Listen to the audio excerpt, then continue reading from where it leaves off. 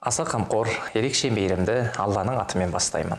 Ассаламу алейкум, қымбатты аға бауыр, әпке қарындас, құрметті көрермендер.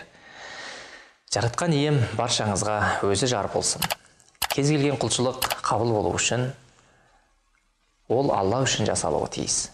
Ал амалдың Алла үшін жасалуы ықылас деп аталады. Ел ішінде ықылас сөзі ынта, шын көңіл деген мағыналарда қолданылады.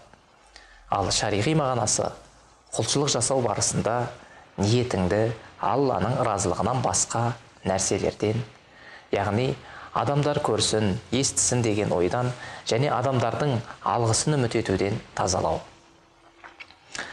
Расында қоспа заттар өзгенің тазалығын кетіруі мүмкін. Сондықтан әрбір зат қоспадан арылса, ықыласты, таза болады.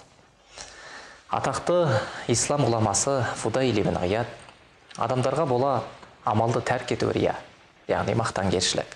Ал енді олар үшін амал жасау Аллаға серік қосу. Ал ықылас осы екеуінен де таза болу деген. Ықылас істеген амалына Алладан өзгені куә етпеу. Алла тағала бұл турасында Құранда: олар Аллаға шынайы ықылас және дінге толық берілген халде ғибадат жасауға, намаз оқуға, зекет беруге ғана әмір етілді деген. Ал келесі бір аятта Алла тағала: ол сондай Алла, сендердің қайсыларың амал қылуда жақсырақ екенін сынау үшін өлім мен өмірді жаратты деген.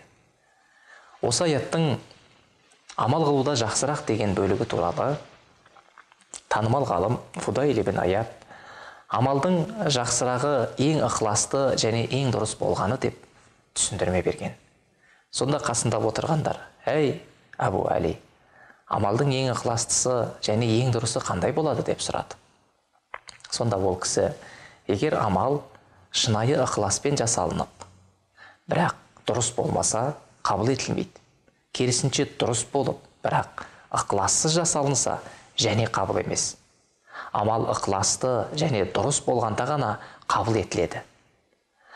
Амалдың дұрыс болуы дегеніміз сүннетке сай келгені, ал ықыласты болғаны жалғыз ғана Алланың разылығы үшін орындалғаны деп айтты да, осы сөзіне дәлел ретінде Кахф сүресінің 110 аятын оқып берді. Кімде-кім Раббысына жолығуды үміт етсе, салихалы амалдар жасасын, және Раббысы үшін болған ғибадатында оған ешкімді ортақ етпесін.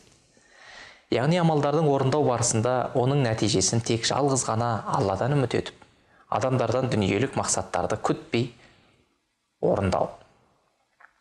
Жүректі тексеретін қос сұрақ: адам баласын жасайтын әрбір амалы үшін, кішісі болсын, үлкені болсын, екі сұраққа жауап беруі тиіс.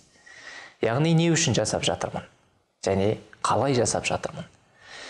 Бірінші сұрақ амалдың жасалуы себебі мен оның көрсетілген мақсаты айшықталады. Ол амал кездейсоқ жай әрекет пе, жоқ әлде құлшылық хақын орындауға, Алланың сүйіспеншілігіне бөленіп, оған жақын болуға және оған апарар жолды талап етуге бағытталған амал ма? Ал екінші сұрақ амалдың қалай жасалғанын көрсетеді. Яғни ол жасалынған амал пайғамбарымыз Мұхаммедтің, ол кісіге Алланың сәлемі мен игілігі болсын, үмметіне әмір қылған істерінен бе, немесе Алланың өзінің елшісінің тілінде орнатқан шариғатының бұйрықтарынан ба, жоқ әлде одан өзге нәрсе ме? Адамның нәпсісі үшін ең ауыр амал адамның нәпсісіз жасаған амалы үшін мақтауды, көрініп қалуды, сол үшін сыйлық алуды сүйетін болғандықтан ықылас оған өте ауыр келеді. Сондықтан Сахл әт-Тустари, Алла ол кісінің рахметіне бөлесін, нәпсіге ең қатты тиетін нәрсе не деген сұраққа нәпсіге ең қатты тиетін нәрсе ықылас деп жауап берген. Себебі ықыласпен жасалған амалда нәпсінің ешбір үлесі жоқ деген. Мәселен, намазды жұрттың бәрі оқып жатыр ғой, жасымда келіп қалыпты, намаз оқымасам болмайды екен, немесе ел намаз оқитын адам екен деп ойласын деген мақсатпен емес. Алла тағала адамды қияметте ең бірінші намаздан сұраққа алатын болғаны үшін. Ол жәннаттың кілті, күнәларымыздың тазалаушы, Аллаға жақындататын ең биік шыңы тілектердің қабыл болуының көпірі болғаны үшін оқысаңыз, ықыласпен орындаған боласыз. Ықыласымыз сүттей таза, қылған құлшылығымыз қабыл болсын.